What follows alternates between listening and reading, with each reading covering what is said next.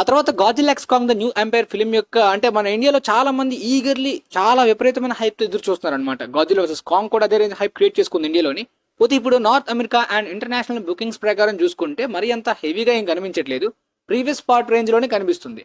Previous part అంటే pandemic లో వచ్చింది, బట్ ఈ ఫిల్మ్ అలాంటి ప్రాబ్లం లేదు కాబట్టి నార్త్ అమెరికాలోనే ఖచ్చితంగా ప్రీవియస్ పార్ట్ కన్నా కొద్దిగా జంప్ చూడాలన్నమాట. అప్పుడే హెల్ప్ అవుతుంది. మొన్న ఒక పర్సన్ అడిగారు, బ్రో ఈ ఫిలిం ఫైనల్ రన్ లోని 750 700 మిలియన్స్ 800 మిలియన్స్ అంటున్నారు ఏంటి, 1 మిలియన్ ఛాన్స్ ఉంది కదా, నాకైతే ఆ హైప్ కనిపిస్తుంది అన్నారు.